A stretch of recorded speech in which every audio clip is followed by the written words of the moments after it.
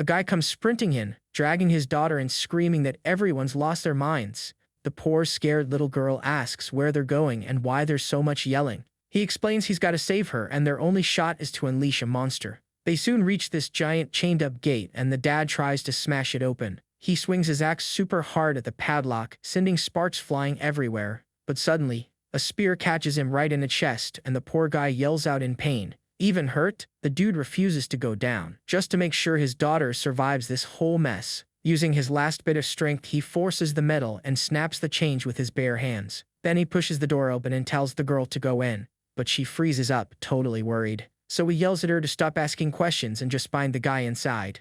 The little girl walks into the dark, absolutely terrified, and ends up feeling a chained foot in the back. Meanwhile, the dad calls out from afar that only the hunter Dingvolder can save them now. Our MC opens his eyes and asks why on earth he should help anyone. He reminds them that he protected the village for 3 years and nobody trusted him anyway. And even worse, they were the ones who locked him up just to score a hunter's bounty. Now our boy busts out of his chains and stares down the dad, totally mind-blown by the audacity. The man is speechless, but he warns the MC that someone is blocking the exit. In a flash, a bunch of spikes strike the guy and he cries out in agony. Then he collapses to the ground while our main guy just watches the whole thing unfold. Outside, an eye peeks through the hole and announces that it hit the target. Then 2 bizarre creatures try to break in, itching to get a taste of the action. On his knees, the dad admits he messed up and says he fell for the missionaries' lies. Crying his eyes out, he begs for help, saying the little girl has nothing to do with this. The guy drags himself over to Volder and pleads for help while the girl goes into total shock. Desperate, he raises his sword, deciding to pay for his mistakes once and for all. But our MC just sighs at all the drama and snatches the blade right out of the guy's hand. Meanwhile, the wooden door starts splintering from the monsters pushing against it. The gate finally gives way, and a whole horde storms the place looking for fresh meat. Our boy stares down the mob and reminds them he warned everyone about that shady missionary. Now he points out the results. That so-called gospel turned everybody into beasts. He raises his sword and announces he's gonna make the rules crystal clear for these monsters. The message is simple: whoever leaves on their own right now gets to walk away in one piece. But the horde totally ignores the warning and charges straight at the little girl, drooling everywhere. Catching the reflection in his blade, Volder gives the ultimatum: whoever takes a step forward is done for. Without missing a beat, the creatures rush him, completely out of their minds. And then our MC strikes with a move so fast you can't even see it coming. The first slash connects cleanly with the beast, dropping it before it even knows what hit it.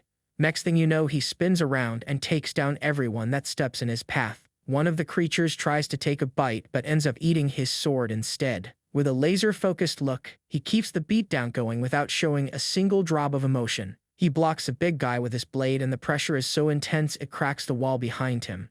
The fight stays super intense, with him jumping around and spreading chaos everywhere. Our hero recognizes some familiar faces that turned into mindless monsters. He notices the marked wine barrels, which were the root cause of this whole mutation. Then he slices through another enemy, while the girl's dad is still down on the ground. Right after that, he intentionally pokes a hole in one of the barrels. Because of that, alcohol starts spilling all over the place, soaking the creatures. A voiceover explains that one thought leads to lust, and the next leads to absolute madness.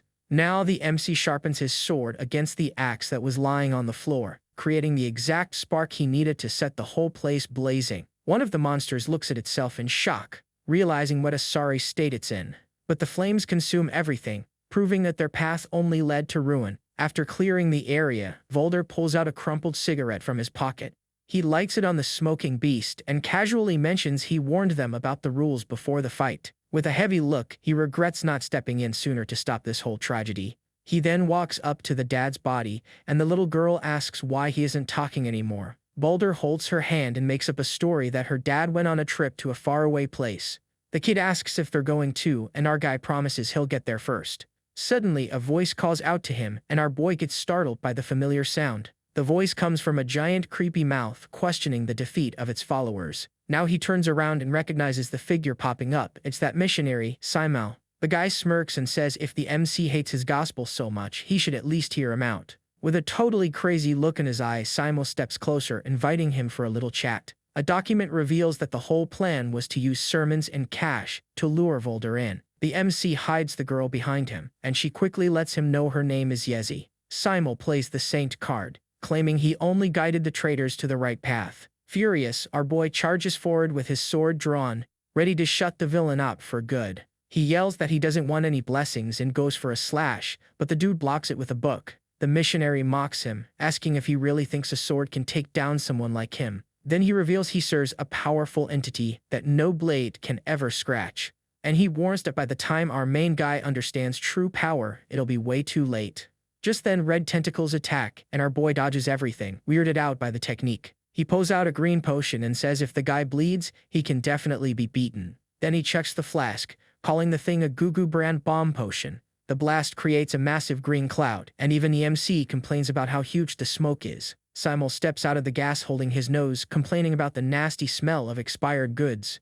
Volder points out that dirty tricks work just fine, but the bishop cuts him off, asking for a timeout. Before the villain can even finish his sentence, the MC lands a ruthless strike right on him. The guy even complains that Boulder isn't playing by the rules right before taking the final blow. But the leftover monsters creep closer, and one of them calls out the hunter's name. They fall to their knees, begging for forgiveness for the disrespect and pleading to be saved. Out of nowhere, Simul moves in the mess on the floor and says the MC never stood a chance. He stands back up completely healed and taunts him, asking how you can destroy a living belief.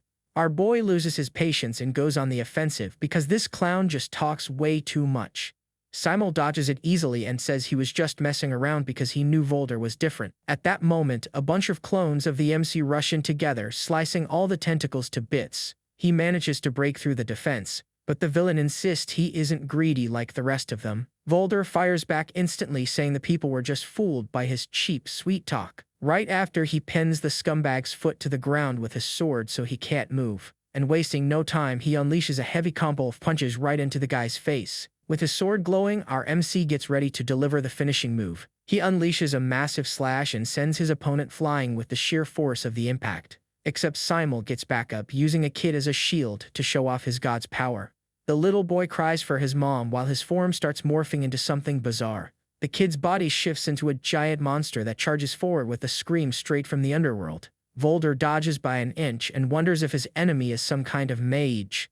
The missionary laughs out loud, yelling that magic is just a cheap party trick compared to this. Then he shows off his bandaged hand and tells our MC to look closely. Floating in this red energy, he declares that this is true divine power. Surrounded by spikes, Volder listens to the invitation to join all that utter madness. The MC dodges a strike that almost takes his head off while Simul explains his logic. The plan is to trade sanity for power, but only the unhinged can actually control it. Then he shows off a neighbor who's been transformed and says the Emperor came up with the solution. The villain dubbed the technique intelligence reduction, and the MC thinks that name is straight up trash. Simul gets salty, saying he spent days coming up with that name, and even offers to teach him the trick. But our boy, surrounded by tentacles, just spits on the ground and turns down the cult's invite. The bishop takes it personally and yells that they're an official church, proudly showing off their emblem. Right then, he pulls out a colorful flyer for the Church of No Punctuation, filled with cheesy slogans. He asks if the art looks good, and Volder keeps it real. That paper is only good for wiping his backside. Simul freezes up from pure rage and can barely process the insults before totally blowing a fuse. Furious, he goes all out, screaming that he won't stand for anyone insulting his ideals. Lying in a crater, the MC hears the villain whining about how nobody takes him seriously. Simul calms down and mentions that because of orders from above, he has to keep him breathing. Crouching down, the missionary comments that he finally gets the reason behind those orders. With a wicked grin, he says he wants the kid to live just so he can witness the rise of the cult. Then he orders them to take Yezi away for experiments while Volder tries to stop them. In the middle of the reign, the villain gloats, saying the era of swords is officially history. Lying there with no strength left, our MC wonders where this creep even came from. He tries to reach for his blade, thinking about everyone who ever put their trust in him. Just then, two mysterious figures appear in the middle of the storm. A knight lets Counselor Valjelie know that they've arrived at the scene of the riot. They soon find our boy knocked out, and the guy in the suit notices there's actually a survivor. Sir Walter recognizes the hunter and says he's heard plenty of wild stories about him. The counselor suggests saving the kid, but Walter is a bit skeptical about calling him a survivor. Officer Valjelie, who everyone is terrified of, orders them to drag him back like a common criminal. Back at the castle dungeon, she asks if prisoner Volder has been settled in comfortably. She says she told the warden to treat him right so they could slowly win over his trust. But Dante the interrogator greets the officer by saying he's put together a special welcome. Holding a red-hot iron, the creep suggests starting the questioning below the belt. Flottilly completely loses it and starts roasting the guy's entire family tree. We see our MC chained up and looking pretty rough, proving he's already taken quite a beating. Super annoyed, she orders the interrogator to be punished instead, and tells him to start behaving. She apologizes for her subordinate's behavior, but Volder lets her know he's had her figured out for a long time. Spitting out some blood, he recalls that she was already a world-class liar back when she was 16. Valgili brushes it off and suggests he comes back to work for her, even offering paid time off. The kid shuts her down immediately, saying he'd rather rot in there than serve a bunch of fakes. Then she pulls out a red-hot rod and makes it clear she wasn't actually asking. The officer threatens to keep targeting his weak spots until he agrees to take the gig. But then the MC just grabs the burning iron with his bare hand and says he's got absolutely nothing left to lose. He snaps his chains like they're nothing and tells the woman to get lost right this second. Valgili notices he's still impatient and tries to cut a deal like in the old days. She offers to clear his name and find the girl in exchange for one small favor. Volder asks how she knows about Yezi and she says it's just woman's intuition. He squeezes the flower she gave him and the officer insists that he needs redemption. She shows him a drawing of himself as a hero and asks if he really wants to live a life full of regret. The kid folds the paper and agrees, warning her that this will be the absolute last deal between them. She takes his burned hand and reveals that the cult is her enemy too. While she treats the wound, the MC remembers how his family lost everything to the cult. Valgili tries to justify herself, saying she only sent him away to keep him safe. Holding his bandaged hand, she apologizes for everything that went down in the past. Then she steps back and comments that, in the end, everyone has to face their own mistakes. Looking at his bandaged hand and thinking about how to fix his screw-ups, he accepts the deal. She shows a royal pardon to the guard, proving she had the whole thing planned from the start. The MC calls her a liar, but she says she just left out the truths he wasn't ready to see. The fallen interrogator still screams that getting whipped by her is an honor and even asks her out to dinner. Once they're in the carriage, Valgili wants to know when he's going to change, and the MC demands she stops lying. In the office, he recognizes his weapons on the table and asks if she hadn't confiscated them. She confirms it, but since it's an official mission, he can have his toys back. With a smile, our boy hugs his sword and remembers the good old days of fighting. Valgili thinks they actually made a pretty good team back then, didn't they? But the MC thinks to himself that she spent all her time making his life a living nightmare. She shows the Dantang flyer and explains that this cult doesn't use ordinary dark magic. The power of the Church of No Punctuation is something new, a force that goes way beyond anything they know. Valgili says the group never leaves any survivors, and Volder is the only one to escape in 20 years. The MC crosses his arms and refuses to read the files, complaining that there's way too much text. Suddenly, a loud snap startles the kid and he jumps off the bench without even knowing why. A green arrow shoots through the floor, and he notices his backside almost got turned into Swiss cheese. The projectile starts spinning and releases a green smoke that fills the whole place. Surrounded by the mist, our little MC tries to guess where the next attack is coming from, but he figures out the trajectory and warns the officer to watch where the shot came from. He realizes the enemy is hiding under the carriage and spots a silhouette through the floorboards. With a grin, the MC decides to give the guy hiding down there a little help. Then he smashes the floor with a heavy stomp, hitting the target right on the mark below. The impact is so loud that the horse gets spooked and rears up, losing control completely. The carriage rocks all over the place, and the knight asks what kind of mess they're making in there. Sword in hand, our boy says he's about to handle this little problem, but just as he's about to strike, a mouthful of teeth bites down hard on his hand. He pulls his arm back, now missing a finger, and calls the guy out for fighting like a dog. Outside, the knight keeps struggling to keep the carriage from flipping over on the road. Walter cracks the whip and screams, asking if handling the situation means breaking everything. Getting tossed from side to side, Valgili tells the knight to look behind him before opening his mouth. Just then, a giant scythe with a green aura rips through the roof and the back of the vehicle. Seeing the damage, the officer warns she's taking it out of his pay, and the MC tells her to pipe down. In the middle of the wreckage, a foot with a bell and a green glow steps onto what's left of the floor. A masked assassin pops up in the hole, asking if they enjoyed the little scare. Saintu the elf points her bow and, stuttering all over the place, tells them to tie themselves up to make the kidnapping easier. With a weird glow in her eyes, she warns that if they don't cooperate, things are gonna get messy. While the carriage wobbles, Boulder notices the mark on her eye and asks if she's with the cult. Totally chill, Valgili pours some wine and asks the kid not to get violent so she doesn't break her glass. The MC lunges forward, saying 2 minutes is all he needs to finish off this cocky elf, but he freezes up with a stomachache and remembers he forgot to eat after getting out of prison. In that split second, a green arrow whizzes by and almost takes a chunk out of his face. He dodges just in time and goes for close combat since he doesn't have any long-range weapons. The MC blocks the strike, and the elf praises his skill, finally getting why his reward is so high. Then Santu pulls a glowing green arrow straight from her quiver. With a quick move, she uses the arrow like a dagger for a surprise attack. Our boy catches the tip of the arrow and lets her know he's seen that trick before. The elf is caught off guard and releases a blast of green energy right from her palm. Taken by surprise, the MC starts getting fried with shocks all over his body. The energy explodes and sends him flying from the force of the impact. He catches on that every cult member gets some freaky power and wonders if hers is magic. Seeing the elf's new attack, the MC decides to save whatever is left of the carriage. He plans to interrupt her chant right before she turns those arrows into a full-blown spell. So he rushes in with a swift kick, yelling that she is way too slow. Our boy tosses the crazy chick aside so she doesn't end up hurting Valgili in the process. But then 3 green arrows come flying right at him. The impact hits, but he feels like it's way too slow and suspects something is sketchy. The arrows burst into energy, making the main guy cough up some blood and complain about this absolute madness. Furious, the elf charges at him, screaming that she is going to wipe the floor with him right now. She fires a heavy shot, but the MC dodges it, and the officer's couch ends up taking the hit. The arrow completely pierces the furniture like it is made out of paper.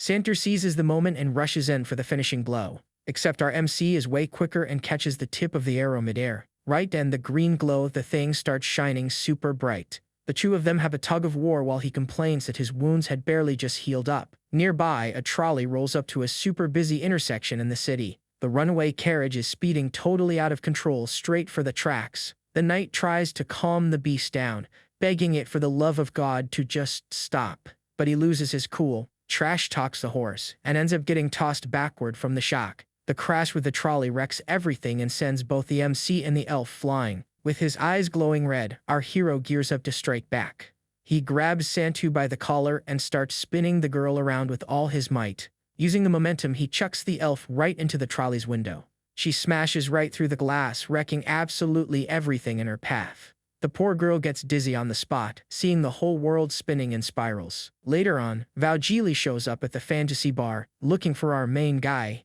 He pops out of nowhere and dumps the knocked-out elf on the floor, letting her know he does not go down easy.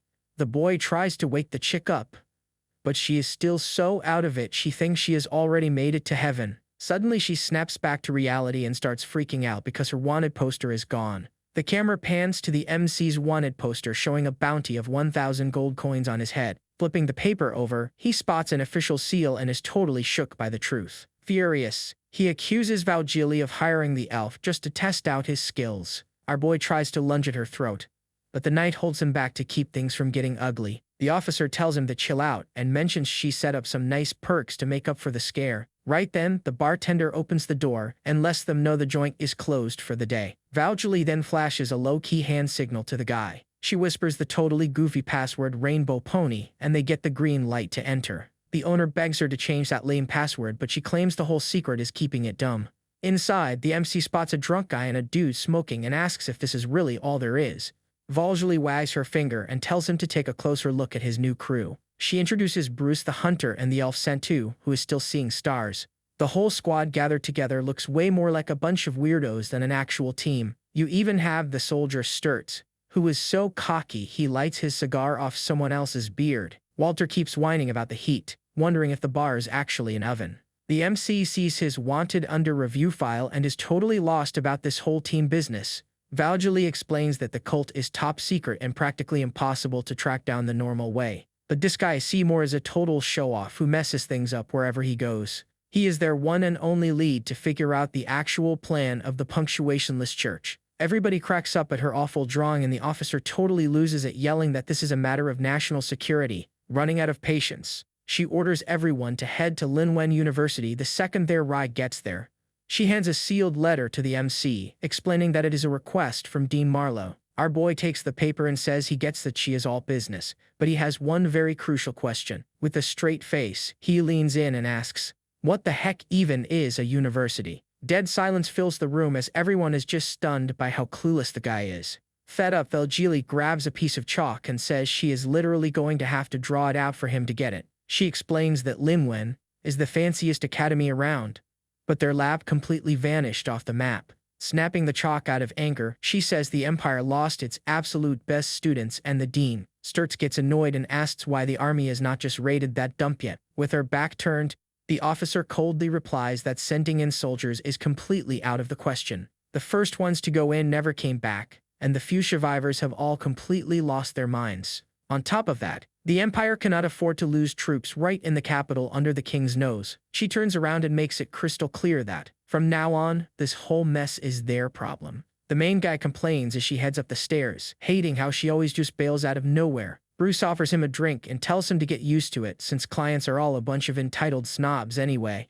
Our boy asks if he became a mercenary, but Bruce corrects him, calling himself the boss. Volder asks if he is still hunting demons, but the masked guy tells him that is none of his business. Bruce brags about ditching their old group before it fell apart, claiming he's just got a good head for business.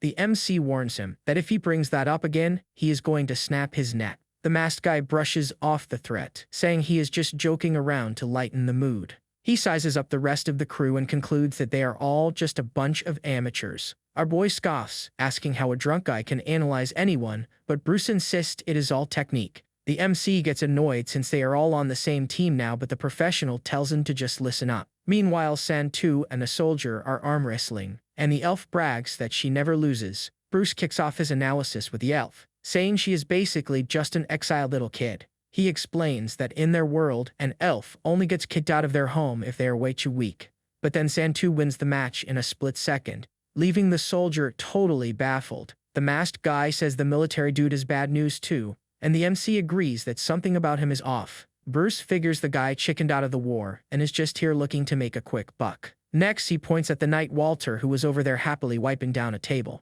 To Bruce, the guy is super weird, since crusaders are usually just annoying goody two-shoes. He thinks there is no way one of them would be doing chores, considering how spoiled they usually are. After picturing some crusader getting weighted on hand and foot, he concludes that Walter is totally sketchy. So he tells the MC that the two of them are the only ones worth a dime and that they should just look out for each other. Boulder busts out laughing and warns him that he has no clue how insanely tough this cult is in a fight. He tosses his drink aside and states that they are actually very different, and Bruce just doesn't get it at all. Walking through the snow, our boy reveals that he has always been searching for the perfect way to go out. He wanted to lay down his life for his old partners, but the group fell apart before he even got the chance. He thinks back to when he got mobbed by the crowd, feeling the pure hatred in their eyes. In another memory, he sees a father and daughter begging for help while he was completely tied up. He also wanted to sacrifice himself for Yiza, remembering her sketching right beside him. But Seymour purposely kept him alive, so he was forced to just watch the girl get taken away. With a twisted smile, the villain decided he was not even worthy of being a corpse. Back in the present, the MC tells Bruce that he doesn't fear the end. He just refuses to go out like trash. Just then, their carriage rolls up, making a racket, ready to haul the squad off to their mission. Packed tight inside the ride, our boy thinks about how many precious things he has already lost. The image of a drink flashes through his mind, bringing back some really bitter memories. He remembers Valgala saying that mistakes do not just vanish, and you have to face the music eventually. With that in mind, the wheels keep spinning fast as the group pushes forward down the freezing road. Now it really does not matter what kind of nightmare is waiting for them underneath that fancy university. With a totally determined look in his eyes, he decides he is going to face whatever comes his way head on. Inside a bizarre cave, a mosquito flies around some creepy figures hanging from the ceiling. The little bud starts glowing and swelling up with red energy, looking like it's about to pop. Then, it just shatters in midair in a sudden burst of light and energy. Seymour pops up through the smoke, complaining about the pitch-black darkness and looking around for Connie and Ro. Suddenly, a blinding light turns on, lighting up the whole place. He shields his eyes and asks what kind of joke this is, or if the army just raided the joint. Turns out, it's just a surprise party thrown by Connie, the cult member who claims to be his wife. He blows out the candles, thinking to himself that only a total goofball cares about birthdays. The girl says a good wife cares, but he reminds her that their whole marriage is just a sham. She insists the Pope made it official, but Seymour yells that it was all just an act. She offers him a slice of cake, and he takes it just to get her off his back. But he notices a piece is missing, and Connie explains that some dude named Hua grabbed the first slice. This Hua guy is a freaky bishop who screams that the cake is his, and even rubbed his nose on it. The weirdo offers a piece to the former dean, Ro, and asks if he wants a bite. Ro replies that he's no longer worthy of the title and questions Seymour about their tradition. With a dead serious look, the old man states that Seymour isn't his student anymore either. He says Seymour lost the right to be there the moment he took out his own classmate. Right then, monsters start singing Happy Birthday, and Seymour worries that everyone's losing their minds. In a flashback, he remembers that he never regretted getting rid of that classmate. In the memory, Connie appears covered in red and smiling, thinking it was just a shower of rose petals. Seymour totally ignores the scolding and says the dean is one of them now, so he better get to work. Raul warns him that the meteorite data still needs more time to be verified. Eating his cake, Seymour rushes him and mentions he knows the old guy saved the whole class of students. With glowing red eyes, he threatens to educate those students himself if Ro doesn't wrap it up soon. Suddenly, he gets annoyed and punts a rat that was trying to steal a crumb of his dessert. But then, that monster Wad jumps on the table and uses his crazy long tongue to snatch the whole cake. The beast glows red and starts screeching, "Give me the cake!" In a total fit of arrogance, the scene focuses on a red eye, with a yellow symbol just overflowing with energy. Seymour and Ro lock eyes, each rocking a different glowing symbol. Ro activates his research power and blasts Hua away with the impact of the strike. Seymour is shocked he'd attack an ally and orders them to take the crazy dude to the lab. So Connie hands over the rest of the sweets to calm Hua down and even wishes him a happy birthday. Seymour is fuming, wondering how he's supposed to revive the church with this bunch of morons. Just then, chains drop from the ceiling, with a loud metallic clank echoing through the cave. Two chained men show up with a green aura and glowing purple eyes. A shadowy figure drags the prisoners in and announces that he brought exactly what was asked for. The student Botan appears riding on top of a giant zombie guard, complaining about the dark. The guard is Bauer, the head of security who never lets anyone hop the fence to go game. Botan is the bookworm who's scared to death of his classmates' horror stories. And that girl is Modak, who loves spooking the poor kid and has made him cry multiple times. Seymour praises the kids but tells them to scatter the bodies all over the underground. Botan asks if he can eat the cake, since his family never celebrated a single thing. He and Modak start scarfing down the sweets, assuming the boss won't mind. Seymour couldn't care less, and lets them eat it as a little reward. He hands a map to the zombie Bauer and orders him to surround the entrance with their goons and believers. He orders the giant to wait deep in the tunnel and crush anyone who tries to break in. Then he tells Botan to guard the library, and the kid compliments how lucky he is to have Connie. Annoyed, Seymour thinks to himself that he's told them 1,000 times they aren't a real couple. Finally, he sends Modak to watch the sewers and tells her to blow everything sky high if the guards show up. One of the mechanical mosquitoes flies back, vanishing into the pitch-black cave. The drone lands on Seymour's finger, and he finds it super weird that the bug came back so fast. He checks the message with Connie and realizes it's not the city guards, but something way better. With an evil smirk, he licks his finger and says they're just a bunch of apostates. But the main thing is that man has arrived, as the camera shows a boot stepping in the mud. The scene cuts to the whole squad looking ready to go, and Seymour drops the hero's name, Ding Fando. Their faces are shown side by side in a vibe of pure rivalry. Somewhere else, the MC feels a bite, slaps his face, and curses out the mosquito. Over at the university, a guy in purple welcomes the hero squad. He says the school's prestigious doors are open to anyone seeking knowledge. The dude introduces himself as Mallory, the institution's acting dean. Our guy hands over Valgole's letter while the rest of the team awkwardly sizes each other up. But the dean explains that the letter is actually a request from him for a special favor.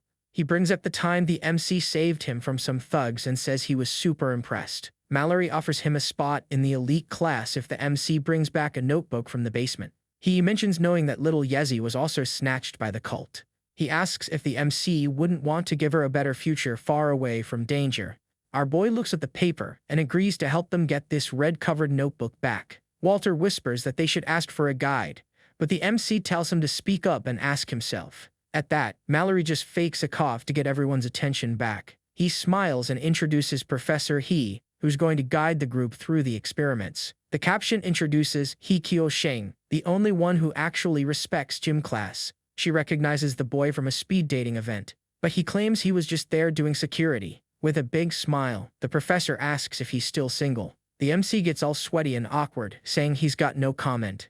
Bruce pulls the guy by the shoulder and tells the lady to knock off the flirting. As they head out, the MC tells them to focus on the job so they don't jinx the mission. The scene cuts to the underground area's wall, covered in writing made of what looks like creepy red ink. The boy notices the vibe is exactly like Tanzei and picks which way to go. Down in the tunnel, Professor He scolds them and tells them to quit fooling around. There are scribbles on the walls that the MC thinks are geometry, but it's literally just the multiplication table. Suddenly, Sturt stops the group with his torch and warns them he heard a noise. They find these people acting like total zombies, praising the math on the wall. A freaky monster with a giant exposed brain pops up, asking if they came to do some research. The whole squad is in absolute shock at this gross and bizarre sight. Without a second thought, Bruce charges right at it, yelling that the beatdown is about to start.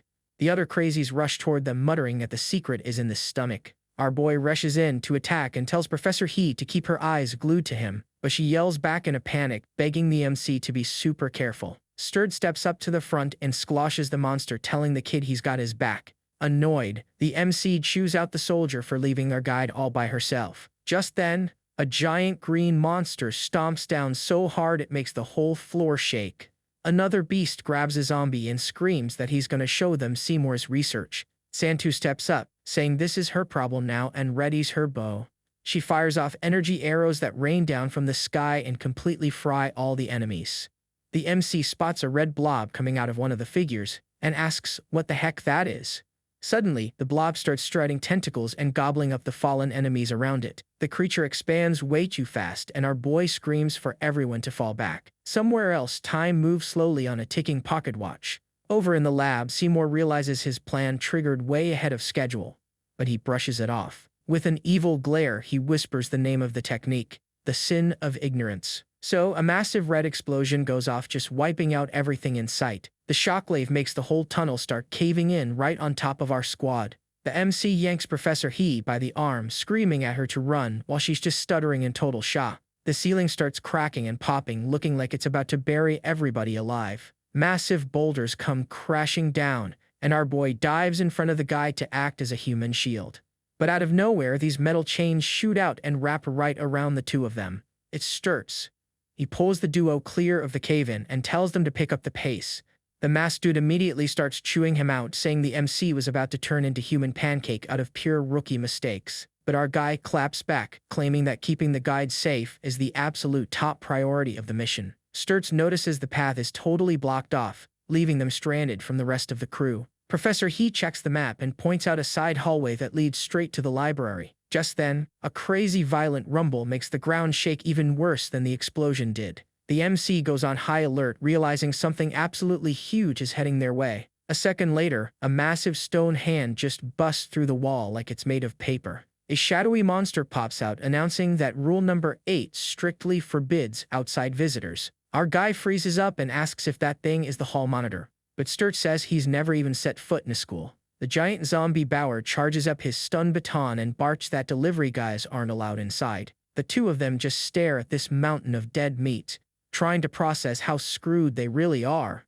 With a purple glow lighting up his hand, Sturtz is already calling it, this fight is definitely going to require a hazard pay bonus. The MC asks if the masked dude knows how to use that cult technique, but he shoots that down immediately. Bauer charges at them, yelling that whispering in class is strictly forbidden, sending our boy into a total panic. Purple energy chains start charging up while the soldier plots his next move. Sturtz chucks an energized rock right at the beast, flexing that he learned the trick from a dead guy. The zombie guard roars in pain as the rock explodes on impact right against him. Shaking it off, Bear recites the rule against fighting in the hallway and lunges straight for Sturtz.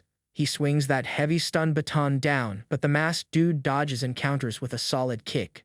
The soldier yells at the MC to distract the big guy so he can finish this in one clean hit. Having zero clue how to actually pull that off, our boy decides to just wing it. He scans the beast's stone armor and realizes there's literally no obvious weak spot. The MC goes in swinging with everything he's got, but the blade barely even tickles the monster's tough skin. He complains about how ridiculously tanky this thing is, right as his own sword shatters into pieces on impact. The zombie slowly turns around and declares that fighting on campus is a strict violation of the rules. Then he throws a massive right hook that completely demolishes the wall where our guy was just standing. The MC dodges by the skin of his teeth, realizing the monster somehow got even faster and stronger. Sturt screams at him to hurry up and create an opening for the final strike. Panicking, the kid yells back that his weapon is busted and this enemy is definitely not your average mage. But then he spots a main water pipe on the wall and decides to use the environment to his advantage.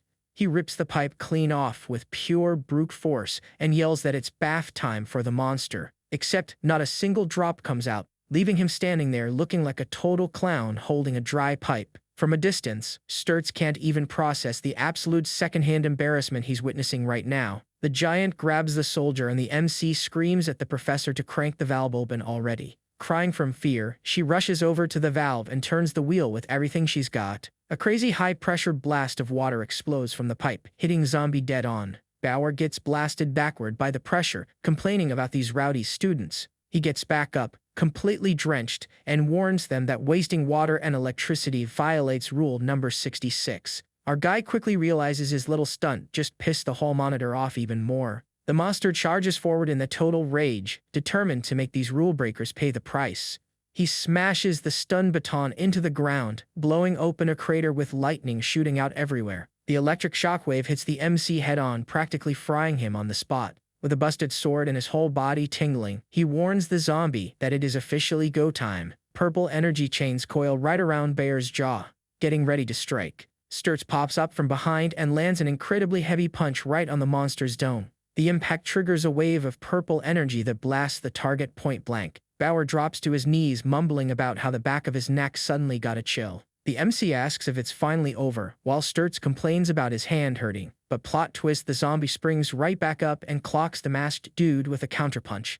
Sturts goes flying and crashes straight through the wall, leaving a massive hole behind him. While dodging for his life, the MC yells out, asking what happened to that one-hit knockout punch. Bauer keeps pushing forward, and our boy gets totally backed into a corner against the wall. Sturts blocks the next hit, and argues that true professionals always deserve a mulligan. The MC looks around in a panic, desperately searching for another water pipe. He spots a black pipe and tells the professor to crank that valve open, no questions asked. The guy uses absolutely all her strength and manages to turn the rusty old valve. Suddenly, this totally gross yellow sludge starts geysering out of the floor. Our guy kick splashes the stream of filth directly into the zombie guard's face. Bauer gets absolutely covered in muck and starts screaming in pure disgust at the stench. With the perfect opening created, Sturch actually praises our MC's literal dirty trick. The masked dude focuses that purple glow into his fist, ready for round 2. He charges in with a spinning punch and nails the zombie dead on in the exact same spot.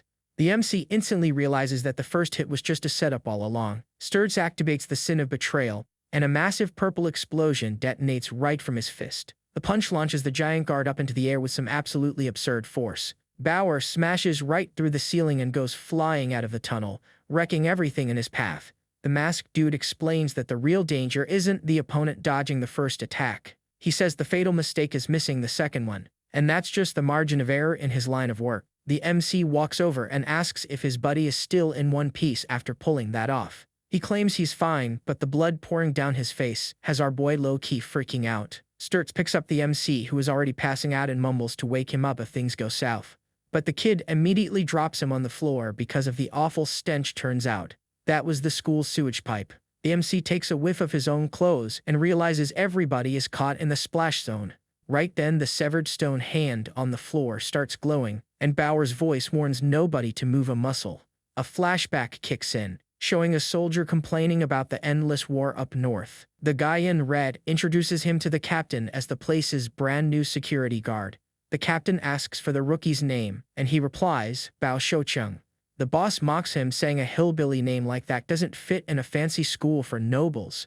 He decides his new name is Bauer, and the rookie has literally zero say in the matter. They hand him a manual with 1,000 rules, and Bauer awkwardly admits he doesn't even know how to read. The captain thinks that's just peachy and tells him he'll learn the hard way through fines and getting yelled at. Looking at the students, all Bauer really wanted was for them to be happy, but the boss demands strict order. Rule number 1 says to protect the students at all costs, and the poor guy just nods along to everything. But it doesn't take long before he gets slapped with a fine just for not washing his hair and offending the rich kids. The poor dude starts panicking, realizing he hasn't even started the job and he's already in debt. His life turns into a total nightmare of ridiculous punishments over the dumbest things, even getting fined for covering shifts. Out of desperation, he begs them to cut him some slack, since he desperately needs the money to support his family back home. Cut to years later, and Bauer is now a hardened, battle-scarred veteran, just smoking a cigarette. With the dead eyes of a guy who's seen it all, he starts talking. A fresh rookie tries to hit him with a fine for smoking, quoting Rule 400 and something. Bauer just rests a hand on the kid's shoulder, acting with this terrifyingly calm energy. The recruit just stares at the veteran, totally clueless about how to handle that reaction. While casually putting out the cigarette on his own arm, Bauer tells him that the rules mean absolutely nothing, but people are still alive. Then he fires up his stun baton and tells the kid to get out of the way. The rookie tries to warn him about the students, but the veteran tells him to ditch everything and run from the blaze. But the kid refuses, points at the rulebook, and yells that rule number 1 is to protect the students. Bauer totally loses it and screams that the rookie saw the freaky stuff down there and he is not about to meet his end in this place. He scoffs at their garbage paycheck and decides to fall back with the other guards to save his own skin. Left all alone, the kid wonders what's going to happen to the children if he bails on them too. In a sudden burst of courage, he spins around and clocks Bauer right in the face with a massive punch. Then he orders everyone back, reminding them that if they run away, they can't even call themselves security guards anymore. One of the guards says the rookie went completely nuts and suggests taking the kid out so they can make a run for it. Back in the present, the super beat-up zombie keeps insisting he needs to follow rule number 1. Even with his leg totally wrecked, he stands up and our MC has no clue how the guy is still moving. Our boy draws his sword, totally ready for the final round, and tells the teacher to step back. With glowing eyes, Bauer keeps repeating to himself that he needs to find the students. In his crazy delusion, he actually sees our MC as a student and charges forward to protect him. He swings his baton down with everything he's got, and our guy wonders how he still packs such a punch.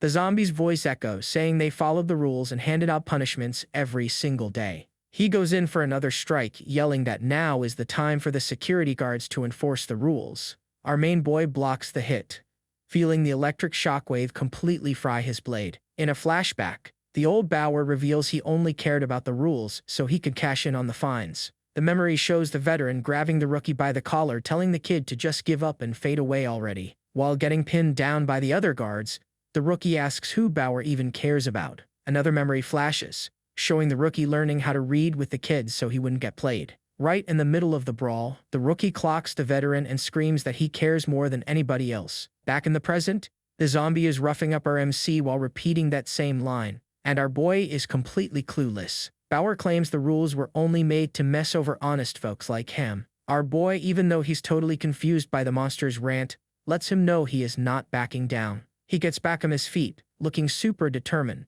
remembering that people are actually counting on him for protection right now. Fully locked in, he decides that if one strike doesn't do the trick, he'll throw thousands until he drops the beast. Bauer starts rambling crazily about enforcing the rules, and their attacks clash in a massive explosion of light. In one slick move, our guy dodges the impact and spots the exact opening he needed. With laser focus, he realizes the perfect golden opportunity has finally shown up. He aims right at the crack in the armor that Sturt's left behind and plans to jam his sword right into it. As he attacks, he says he's just a country boy trying to figure out what the heck these rules are actually protecting. In his final seconds, the rookie truly believes he could have built a better world using those rules. The final shot shows the kid's body getting swallowed up by a spooky green flame on the ground. In a pitch-black room, a student is wondering why Missy hasn't come back yet. The other students are hiding out, crossing their fingers that their teacher is safe and sound. All of a sudden, a monster busts down the door, talking crazy about using the kids' noses as erasers.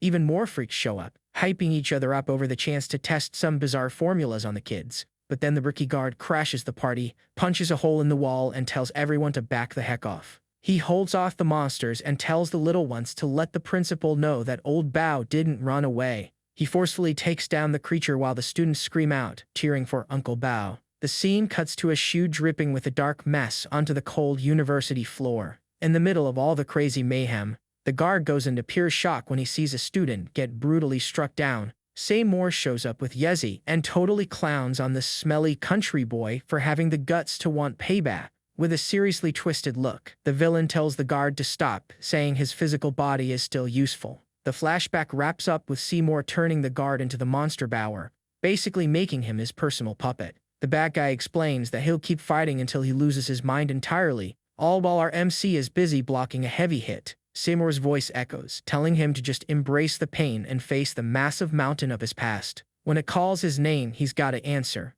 And our main guy stares down this super dark version of himself. Snapping back to reality, Bauer starts flexing, claiming he's invincible because he punishes anyone who breaks the rules. He looks over at Sturz, who is totally wrecked against the wall, and wonders if that punch actually did any damage. With his eyes glowing red, he decides to punish the masked guy for not following a single rule. Our MC's sword just straight up breaks, and he wonders if this is the price you pay for losing your marbles. Our boy makes it clear he's not losing to a crazy dude ever again, laying it all on the line to either win or go down trying. The brawl kicks back into high gear with a massive explosion that literally makes everything around them shake. Our MC slides right under the beast and lands a perfectly aimed slash with whatever is left of his blade. The attack is dead on and cleanly slices right through the zombie guard's leg bone. The giant starts stumbling and our boy totally capitalizes on it to completely wreck his other leg. With both of his legs sliced up, the monster is forced to drop to his knees right in the hallway. Now that the beast is locked in place, our MC jumps up, totally ready to knock his block off. He charges up the finishing blow with his sword glowing this crazy intense red, but the monster shatters the rest of his weapon, and the sheer impact makes our guy bite his own tongue. Acting fast, the MC tosses a purple bomb up into the air and bats it like a baseball using his sword hilt. The explosive flashes super bright and sets off a thick cloud of smoke all over the area. Right in the middle of the fog, our hero realizes that his golden opportunity has finally arrived. He shapes a blade purely out of energy and yells that the only thing that matters is protecting those who need it. Charging in with everything he's got, he asks if looking out for each other isn't just basic human decency. Bauer crashes to the ground, totally defeated, completely refusing to accept that following the rules didn't make him the strongest. Totally wiped out, the kid drops to his knees. And Sturz is actually pretty shocked at how wrecked his buddy looks. With his eyes glowing pink, our MC hears that mysterious voice again and gets worried that he's officially hit his breaking point. He lets the teacher know that all the students are completely safe in the equipment room. Bauer's body starts fading away, and his last request is for them to tell everyone he didn't run away from his post. His essence morphs into a portal, and the crew watches a dignified send-off for a guy who genuinely fought for the kids. In his very last memory, Bauer remembers his mom telling him to always be honest, and he finally passes on in peace. Our main boy reflects on how the world really changes people, remembering that his sword already took down the absolute worst mage out there. He stares at the shattered metal and gets a heavy feeling in his chest just seeing his trusty weapon all busted up. He tosses the scraps like garbage, but the guide tells him it can actually be fixed, even though he thinks it's completely toasted. Still on his knees, he starts stressing about being the next one taken off the board, but the teacher assures him he's totally keeping up with the times. She asks if he's trying to find a way out, but all our guy cares about right now is cooking up some food. Right then he actually flips Sturz completely upside down to snatch his canned food. While dinner is boiling, he spills the beans that he actually used to run with the exact same hunter crew as the masked guy. He explains that nowadays nobody gives a rip about heroes, and it's the mercenaries running the whole show. The kid confesses that he messed up big time in his past, and the guide is honestly caught off guard by him saying that. He admits he's no saint and that he spent literally years running away from his own mistakes. But now he's decided to stop running, saying that eventually everybody has to face up to the things they've done. On that note, he randomly tosses a healing potion right into the soup, totally freaking out the teacher, who thinks it's insanely gross. Flashing a smile, he offers her a sip and she takes the bowl looking super skeptical about the whole thing. Sturz somehow seems to catch a whiff of it from a mile away, with steam literally puffing out from under his mask. The masked dude chugs the whole thing and immediately recognizes the good man's soup, their crew's classic old-school recipe. He says the flavor gives him major nostalgia for the days when he was broke, but honestly, way cooler. The kid hands over the cup, calling his buddy by his real name, and the vibe instantly gets super heavy. Our main guy tells him that the old-school methods just aren't cutting it anymore, and he desperately needs more power. Looking dead serious and determined, he declares that he wants raw strength at absolutely any cost. Sturz asks if he seriously wants to learn that sketchy cult technique, and the kid confirms it without missing a beat. The mask guy questions his professionalism, but our MC is honestly just terrified of what's coming next. The soldier tells him to chill out, bragging that the real professional right here can handle absolutely anything. But the kid completely crushes the cup in his hand, letting him know that this is a score he's got to settle himself. Sturz holds out a bottle and tells him that he really doesn't need anyone's permission to pick up the technique. He takes a swig and gives him a warning. In his darkest moment of pure desperation, their god will come calling, and all he's got to do is answer. The MC wants to know if that's all there is to it, and Amande confirms, but drops a warning. Once he says yes, it's straight up crazy town. The scene cuts to a totally bizarre sight. An indescribable nightmare that would short-circuit any normal person's brain. The kid asks why his buddy didn't completely lose it, and he flexes that his sheer professionalism kept him grounded. But he warns that the whole IQ drop situation is a one-way ticket and definitely not meant for folks like him. Volder asks if their god is actually real, and the masked guy is like, yep, telling him to just clock in and focus on the job. He says the MC's past was already legendary, so now he should just settle down, tie the knot, and live a chill life. Catching his reflection in the bottle, our hero looks at his busted sword and totally feels like he dropped the ball on his mission. Looking super bummed, he admits to himself that he's still deeply terrified of change. All of a sudden, he notices the guide went poof. But Aomande swears she was just right there a second ago. The teacher pops up holding a map, explaining she stepped away so she wouldn't crash their deep conversation. The kid asks about their getaway plan, but she hits him with the bad news. The explosions completely blocked off all the ways down. They suggest taking the guards route, but the guide warns them that those maniacs blew everything to pieces over there too. Freaking out, the MC begs his buddy to use that special move of his to forcefully bust a hole through. The masked dude explains that his stealthy skills only work on actual living, breathing things. The MC repeats living things right as he spots a rat with glowing red eyes creeping up on the potion. The little critter is whining and drooling this nasty green slime, looking totally possessed by some freaky energy. Flashing an unhinged smile, the MC locks eyes with the rat while Oamande just stands there taking it all in. Meanwhile, in another spot, our resident nerd Botan is strolling through the library flexing his perfect report card. He gets spooked, drops a book, and totally exposes a cheesy romance novel he was secretly hoarding. Modax snatches the book midair and rips into him, demanding to know why on earth he's reading that right now. The poor guy shakes like a leaf and asks why she isn't at her post, considering Seymour is gonna flip his lid. She claps back that she does whatever she wants and asks why a nerd like him is suddenly so obsessed with love. He explains that since textbooks don't teach you how to love, he decided to do his own hands-on research. The girl calls him a dummy, hands the book back, and drops a massive bombshell. Bauer didn't make it out alive. The nerd is absolutely shook, since the guard's blessing was supposed to make him completely untouchable down in the underground. She has a gut feeling that Seymour is holding out on them, and that these invaders are way more hardcore than they thought. Botan offers her some tea and suggests they make a run for it together if things get too sketchy. She calls him completely clueless and warns him that pulling a disappearing act under the villain's nose is straight up impossible. She breaks it down for him. They're only still breathing because they're useful. But Seymour is going to toss them aside like trash in the end.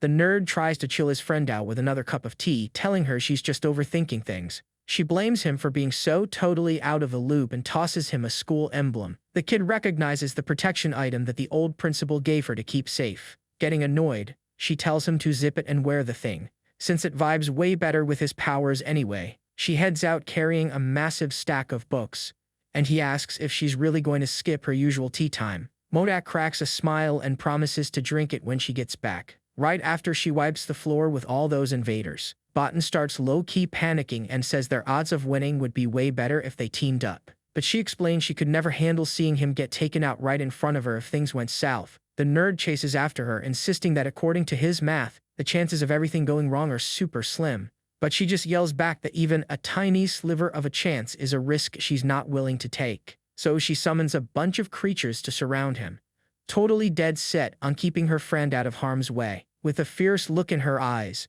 she swears there is no way on earth she's letting him bite the dust. Handing him a map of the sewers, she drops an ultimatum. If she doesn't come back, she's blowing the entire lab to Kingdom Come. Botan goes into full panic mode, saying this completely wrecks their plan and throws off all his math. She shuts him up with a quick jab and lets him know this is an order, not an open debate.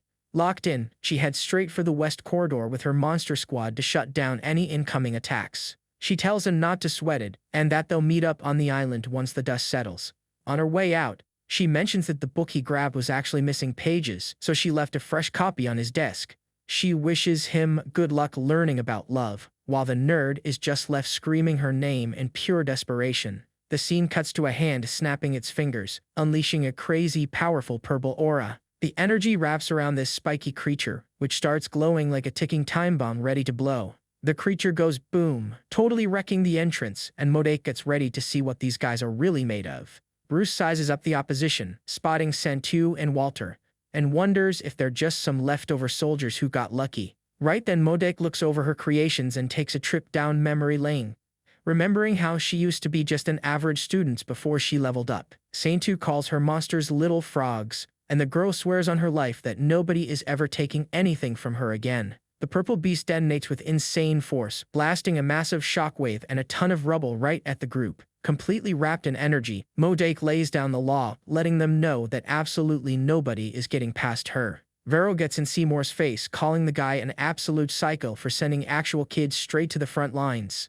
The villain takes it as a compliment, saying he set all this up just so they could do their research without any drama. But the principal screams that they're literally just students who are good at snooping around, not hardcore warriors. Seymour tells him to take a chill pill, saying he picked those two for a reason because he absolutely refuses to work with scrubs, giving this super creepy look. He explains that the line between love and pure insanity is paper thin. He says that once you rip that line to shreds, they turn into ruthless machines right as the group watches the huge explosion go off. Bruce yells that they've got company and orders everyone to take cover behind him right this second. He checks out the wreckage and wonders if it's some sort of witchcraft, but quickly brushes it off since this isn't an actual battlefield. Then, Modake steps out of the smoke, and the crew is totally mind-blown to see their enemy is literally just a little girl. She locks eyes with Bruce and calls him completely pathetic, giving them an ultimatum: either bounce, or it's game over for them. The masked guy drops his cigar straight on the floor, totally stunned by the absolute nerve of this kid.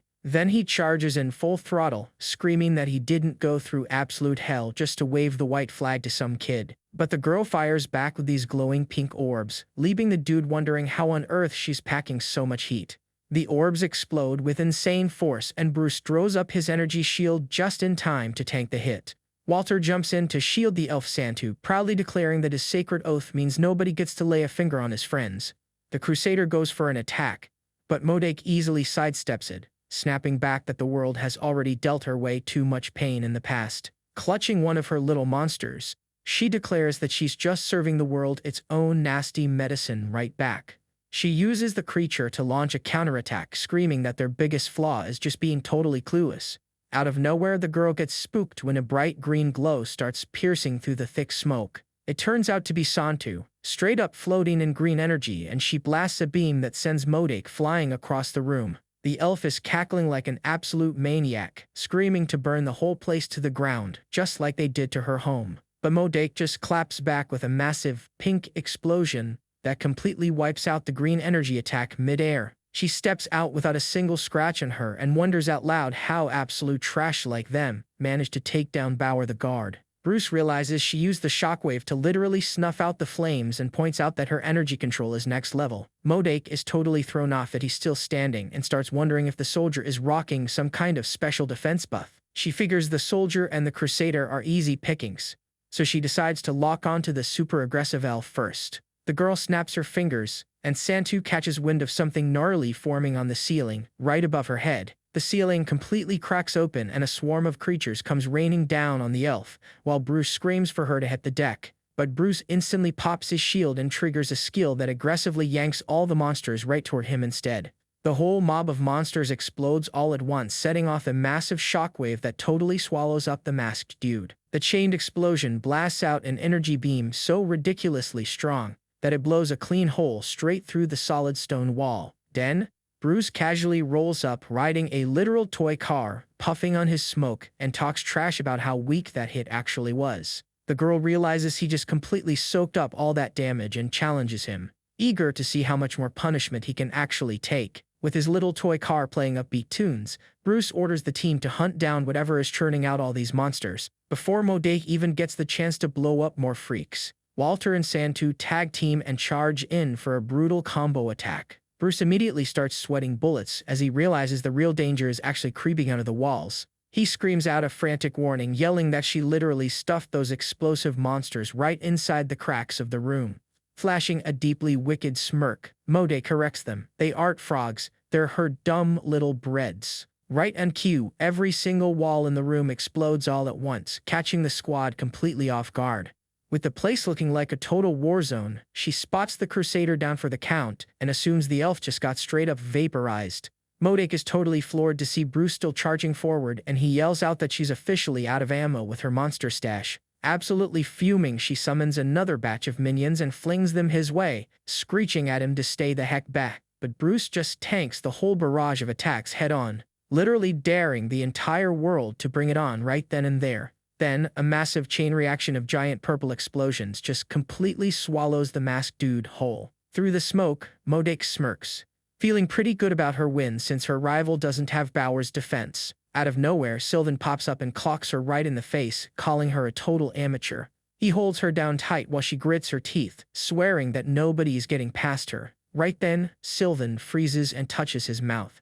Feeling like something is seriously wrong in there, he starts panicking when he realizes one of the girl's little monsters somehow got inside his mouth. The creepy thing blasts off and completely wrecks the guy's head in a totally wild and gross scene. But his body regenerates, and the elf girl figures out that this chick can spawn monsters from any shadow. The girl mocks them, bragging that in the dark she can blast them from literally any angle. Wade the Knight clenches his fist, losing his patience and getting ready to make a move. He pushes forward, blocking her attacks, and lets her know the only reason he hasn't taken her down yet is because of his squad. Wade pulls out a scroll and activates Knight's spirit to flip the script. He unrolls the paper and unleashes a glowing energy with a massive magical symbol. A blinding light takes over the whole place, and Modake is totally shell-shocked, having no clue what's going on. She shields her face, screaming that her skin and eyes are burning up in the glare. Sylvan gets burned too, but realizes this is the absolute perfect time to strike. The elf complains about the burning pain, but the villain orders her monsters to blow everyone to pieces. Sylvan finds himself surrounded and realizes his regular defense won't be enough to save the whole team, but he quickly changes his tune, stating that leaving friends behind just isn't his style. Puffing out his chest, he declares that they are his partners and rushes in to cover them. He turns himself into a human shield against the blasts, swearing that nobody lays a finger on his friends. Behind him, the elf Santu yells out as she fires off a crazy powerful blue energy beam. The attack creates a green cocoon full of glowing patterns that wraps right around the shooter. Modake sees Santu floating in the air, and the elf warns her that the arrow of doom is locked and loaded. Hanging upside down, Santu aims her bow and apologizes for keeping the Reaper waiting. Hurt and on the ground, Modake thinks about Botan and how he helped her get over all her hate. She remembers him telling her she'd have a whole new world waiting for her. Brushing off all the bullying from her past. Even though she was the classroom weirdo, she realized she still deserved to be loved by someone. And in this messed up, rotten world, she screams that the nerd was her one and only light and unleashes a massive burst of purple energy. Except the elf's green arrow pierces right through the blast and hits the girl dead in the chest. Modake flashes back to her family sending her to school just so she could bag a rich dude. She remembers getting humiliated and beaten up just for trying to stand up to a bunch of cowards. Her desk was covered in nasty insults, calling her a gross toad and telling her to disappear. Born into pure chaos, she used to wonder why she even bothered trying to stick around. Crying at her desk, she sobbed over her broken pen, terrified of getting yelled at. That's when Botan showed up asking in the sweetest way why she was always so unlucky. With a smile, he handed over his own pen, saying that friends are supposed to look out for each other. Modake totally broke down crying, not understanding why anyone would ever be that nice to her. She kept wondering why he didn't just let her fade away alone in the dark like everybody else did.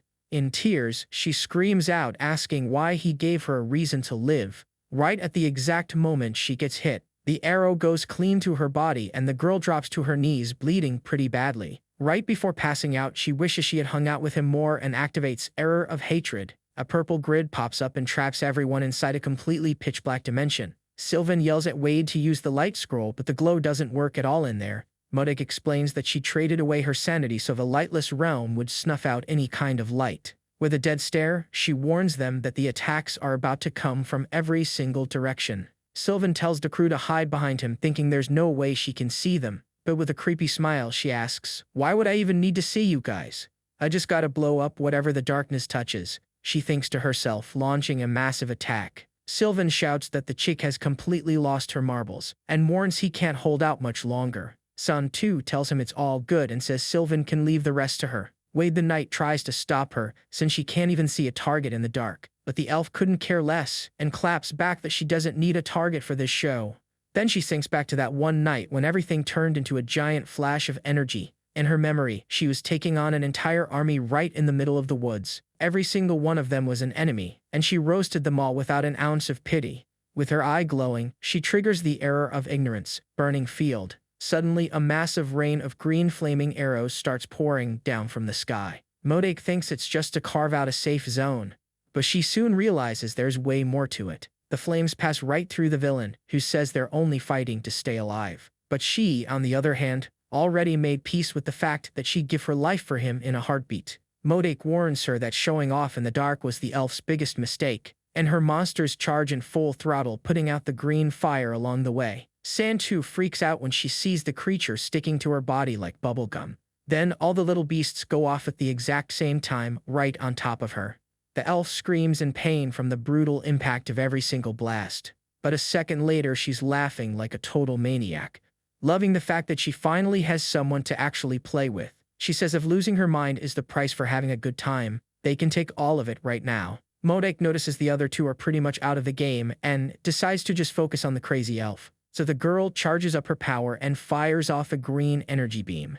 The attack multiplies and absolutely bombards Santu from every possible angle. Even though she's hurt, Modake smirks. The elf just gave away her position in the lightless realm. With her target locked, she charges up a massive purple energy strike right over the squad and triggers the dark furnace explosion, causing an absolutely colossal blast. Through the smoke, she sees the heroes knocked out and feels thankful that Botan is far away from all this. Coughing up blood, she beats herself up for not having a defensive power to keep her fragile friends safe. But looking at the bodies, it clicks for her. Her strength is born and dies in the dark, except Sylvan is still breathing, and the symbol in his eye lights up for a counterattack. She remembers the nerd's smile and realizes the blast brought out the final flash of light. And like a bad omen, an intense flash goes off right in her face.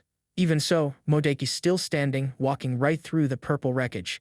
She walks up, totally surprised to see them still shielding each other, even at the bitter end. With a dark look, she warns them they're just lambs to the slaughter and tells them to give up. But Sylvan yells back that as long as he's breathing, his defense is never going down. Modake swears she'll take out their backup too and grabs the soldier right by the head. The purple energy blasts at point-blank range, hitting him dead in the face. Blood drips all over the floor, but the villain gets absolutely furious at what she sees. Sylvan is still on his knees behind his shield, and he actually mocks her power. Pissed off, she summons the Tide of Obsession to swallow up whatever is left of Sylvan. The wave of purple critters rushes in to wipe the hero out once and for all. Right then, our main boy literally tears through reality and jumps in, even though he had the wrong directions. Once inside, the crew lights up a torch to push back the pitch-black darkness. Modake pops up with a cynical smirk, asking if these guys are the supposed backup. She welcomes them to her personal world of pure resentment and pain. Then we flash back to a memory of her and Botan teaming up in a street fight. All bruised up, she tells him he shouldn't have gotten involved, but he just smiles through his bandages. After that, he asks what her dream is, and the girl says she wants to be an accountant for rich folks. But the nerd wants to know what she really wants, not what her family expects from her.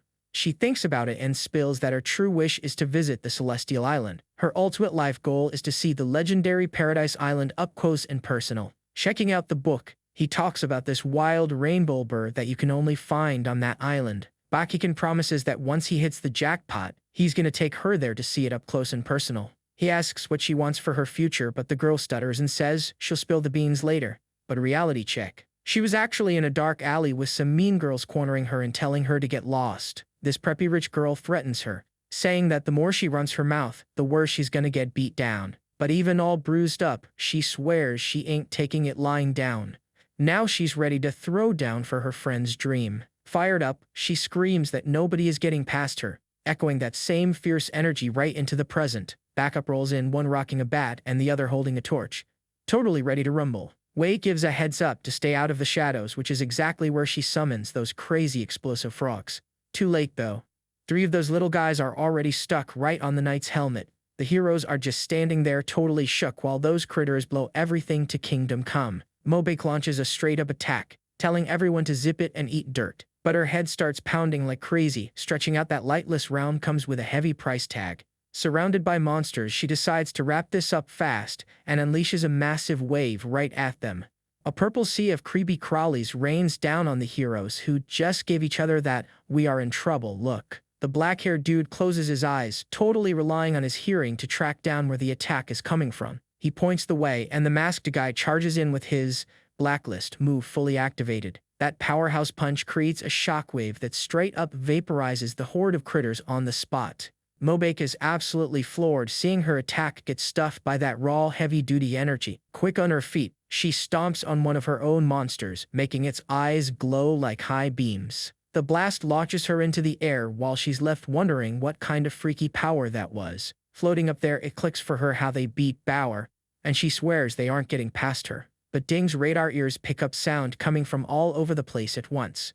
A literal tornado of monsters surrounds the squad, boxing them in from every single angle. The masked guy gives props to his buddy's sick hearing and tells him to keep the teacher safe. He gives a heads up about a heavy hit and smashes the ground, popping up a red energy dome. The force hooks them up with a safe zone while everything is just blowing up on the outside. Furious, Mobake punches the ground with all the pent-up rage she's been holding on to her whole life. But Ding catches a slip-up and calls his partner out for flinching on impact. Mobake smirks. She backed off on pure instinct and can't believe the guy actually heard that. Without missing a beat, Ding calls out the target. She's at 11 o'clock, 20 meters out. The masked guy praises his pinpoint accuracy and lashes out with a red energy chain. The girl freaks out seeing her defense drop and tries to shut those two down at all costs. But she starts coughing up blood, hearing rats in the walls as her brain practically short-circuits. In the blink of an eye, the masked dude snags her with the chain and shouts, "Gotcha." He rushes in with his blacklist move, totally gearing up for the ultimate finisher. With a glint in his eye, he lets her know her ticket is officially punched. He claims it's strictly business as he moves in to wrap things up. Mobake hits full panic mode. She knows that punch is going to be game over for her. Getting slammed against those energy spikes, she flat out refuses to take the loss. With fiery eyes, she screams that she can't be taken out just yet. The masked guy notices even her mouth is just pure shadow, and a creepy little thing jumps right out of it. The creature goes boom right in his face, blasting the soldier away with the impact. Ding sees his buddy hurting, announces he's gonna wreck this crazy chick, and lunges in for a punch. Surrounded by her own monsters, she completely panics and begs him to back off. In one swift slice, Ding carves through the creatures with his blue energy blade. He charges ahead and disarms her with a strike to the arms, leaving her completely helpless. With his sword glowing, he lets her know the tendons in her feet are officially busted. He decides to end it right there, but she uses the explosions to make a break for it and dares him to follow. "Bring it on," she yells, and the two of them dive into one final energy clash. In a super quick move, Ding ducks under her attack and instantly sets up his counter. His blue eyes flash with pure focus as he gets into position to strike. But then he shouts for Aamande to hit her at 3 o'clock, telling him not to worry about friendly fire. Mobake is mind-blown, completely clueless as to how this dude is still throwing down with his face all messed up. Aamande calls her bluff, saying a real pro never backs down at a time like this. Then he tells the trash to clear the way and charges full speed ahead right into the monsters. With his fist glowing with red energy, he swears her crazy streak ends right here. But Mobake hoists one of her own critters onto her shoulder and decides to use the little guy as a literal weapon. She fires off a purple energy beam that catches Ding dead center in the chest. The beam sweeps across the whole zone, leaving a massive trail of destruction to the rubble. Ding goes flying while explosions keep popping off all around him non-stop. Mobake takes Aamande's punch full force, coughs up some blood, and gets launched backwards. The massive flash from the explosion completely swallows the girl up, lighting the entire tunnel. When the light fades, the lightless realm breaks down, and Ding asks if this nightmare is finally over. He stumbles up totally wrecked, asks for some dentist money, and says he just needs a solid nap. The teacher busts out a medkit and tells him to hustle and save whoever is left. Just then she spots Mobake from behind, and the girl says she always knew the guide would come back for them. Turning around all bloodied up, Mode gives this dead stare and says it's way too late for that now. Flashback time, she was trying to protect the students from a monster using nothing but a pocket knife. The monster was actually the priest who was just laughing at Botek and trying to literally buy their way out. He explains he only didn't wipe everyone out because the big bad asked him to spare a few students. The priest says he can feel what they're craving and grabs Modake. Noticing she's got a little something special going on, he catches that pure hate in her eyes and asks who all that bad blood is aimed at. He asks if it's meant for the girls who bullied her or if she's just mad at the whole world. He claims she's not really a people person, and as he snags one of the mean girls, he tells Modake they're actually a lot alike. He hits her with the truth. When she looks at her rivals, she just sees her own weakness for not fighting back. The villain promises to hand her the ultimate revenge, and with glowing red eyes, says she's the chosen one. He whispers that payback is the sweetest treat and straight up hands her a monster. Snapping back to the present, Modake complains that the guide wasn't there to save their skins back then. The teacher begs for forgiveness, saying the military locked down the whole place and it tore her up inside. Modake admits that getting payback feels amazing, but warns that the price tag is way too steep. She says you only realize the real cost after the deed is done, right as we see her attacking her rival in the flashback. At the end of the day, to get your revenge, you end up losing the very thing you wanted to protect the most. Botikin watches the whole thing in pure horror as she basically buries her own future in pure hatred. The memory wraps up with him looking totally panicked, and she admits that by the time she realized she messed up, it was already way past the point of no return, and we just see his glasses all busted and stained with blood. With her chest glowing purple, she tells the guy to make a run for it before things go totally south. Meanwhile outside, some scientists are rushing this gross red creature away on a stretcher.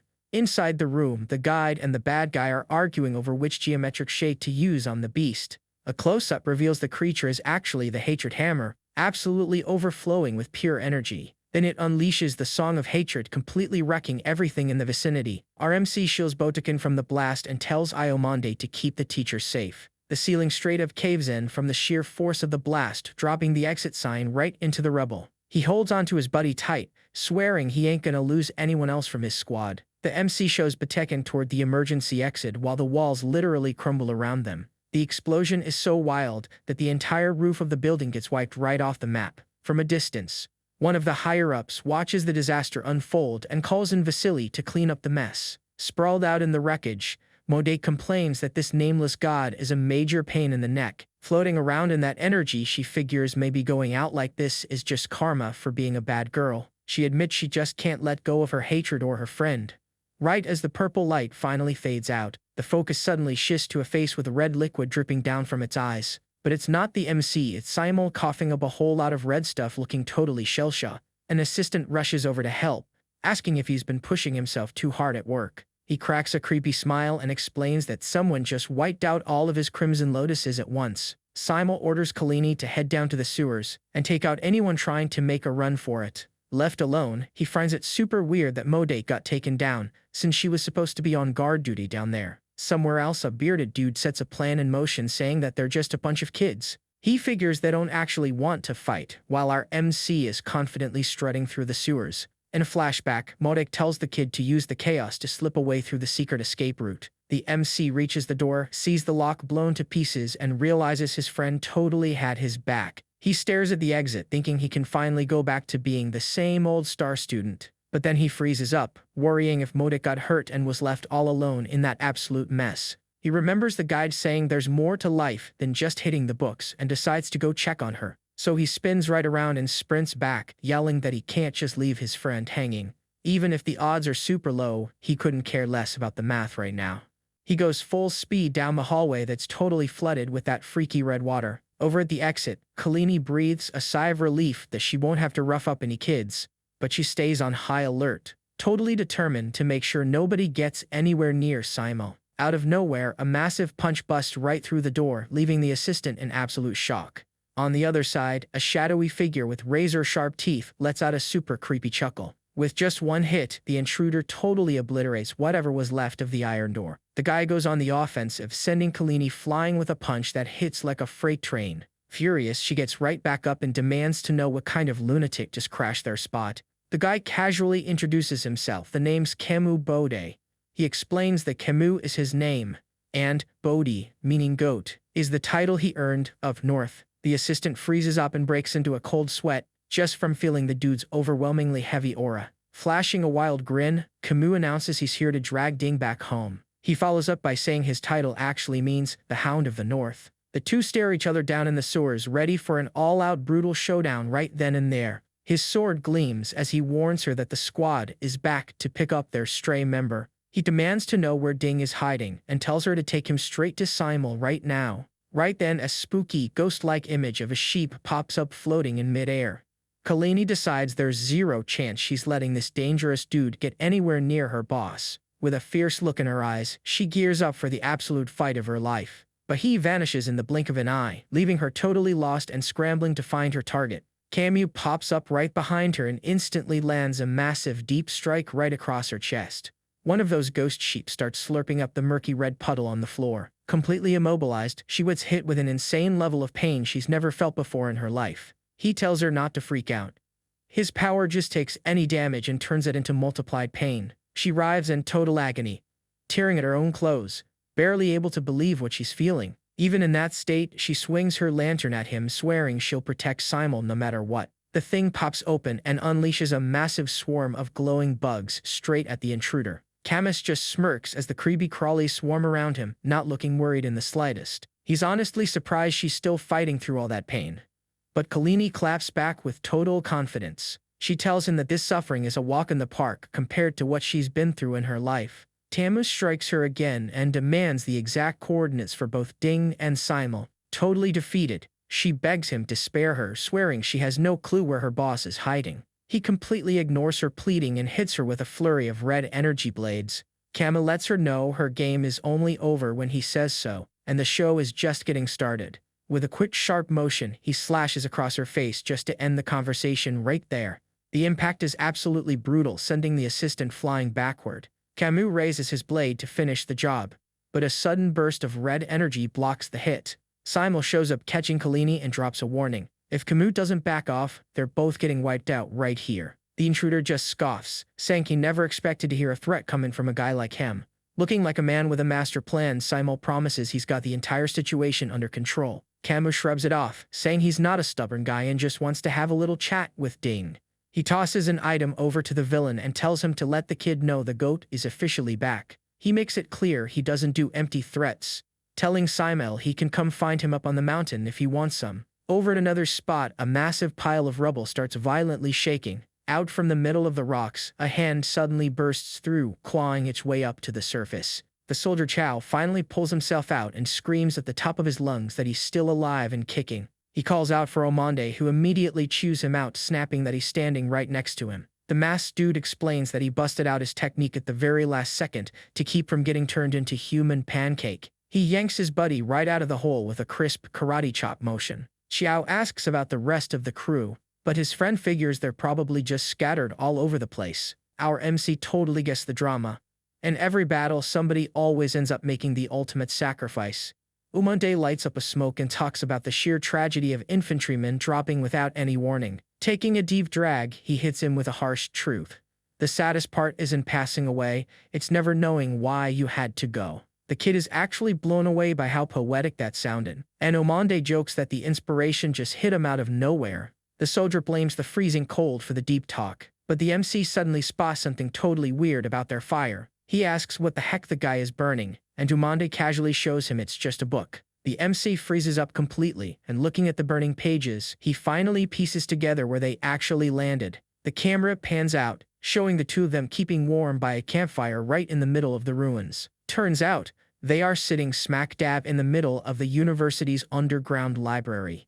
Out of nowhere, a voice echoes out, and the MC jumps out of his skin when he sees glowing red eyes in the dark. The two instantly throw their guards up, with Amande demanding the intruder show themselves. It turns out to be Botan, calling for a truce and just wanting to know what happened to Modike. He holds up her file, describing his friend with all the little details of a guy who's genuinely freaked out. Omande asks if he means that crazy explosion chick, and bluntly drops the bomb that she's already gone. The nerd goes into total shock, repeating over and over that it makes zero sense based on what he read in the books.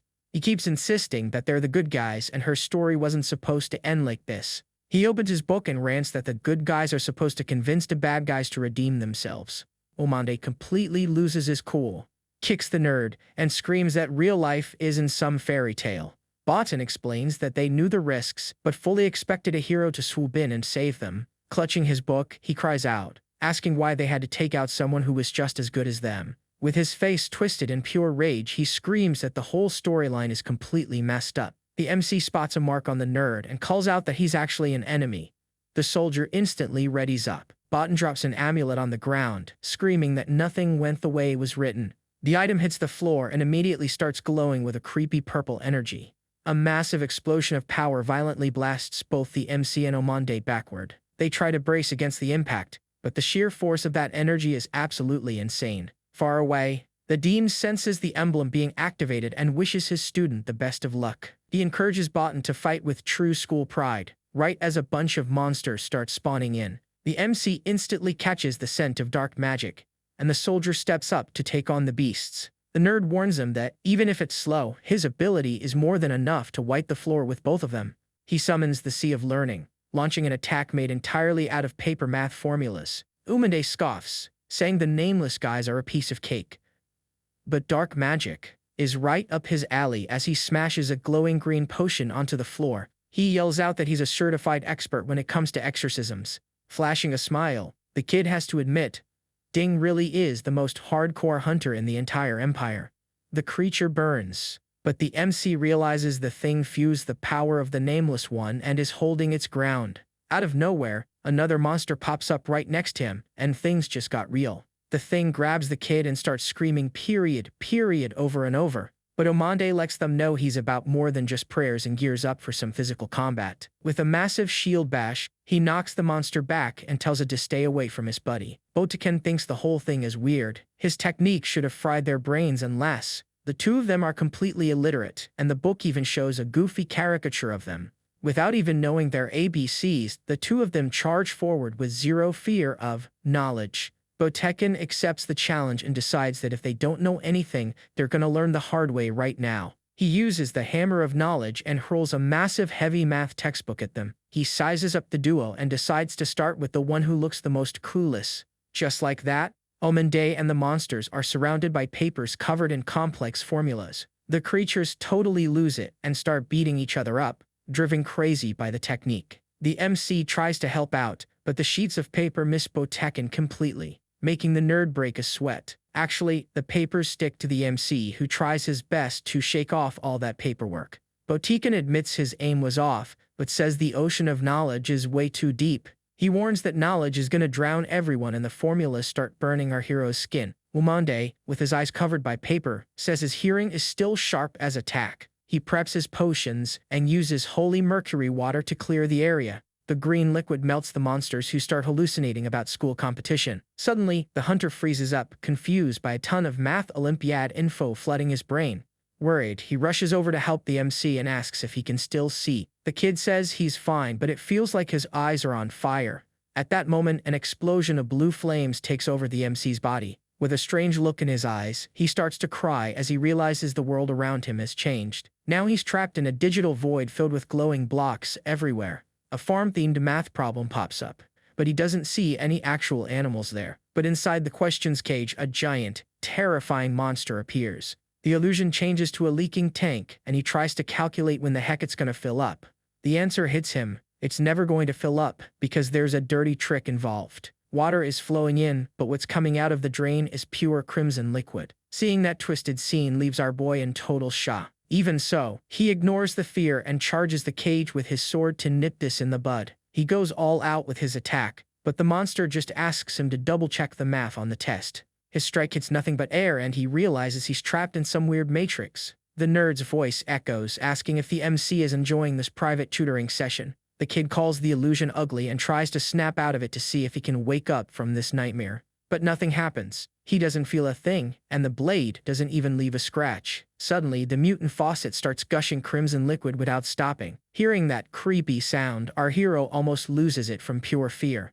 A giant wave of crimson liquid swallows him up, and he screams in desperation as he sinks. Botaken is loving it, saying that's what happens when you try to learn without being prepared. The kid starts losing his breath, feeling like he's going to drown in that lie. With a game over right in his face, the nerd warns that he's not showing anyone any mercy. He unleashes a rain of documents and exam papers in his ultimate failing grade technique. The nerd screams that the MC has failed and his fate is sealed. But our little MC holds on. He's still got some scores to settle in the real world. He remembers he needs to avenge Tangzi and find Yezi no matter what. Even if it's a point of no return, he decides to do things his own way. With that rage, he dives deep into the darkness to find what he's missing. But instead of fading out, something starts glowing brightly on his back. With a calm look on his face, a mark appears on his forehead. He's finally awakened his new power.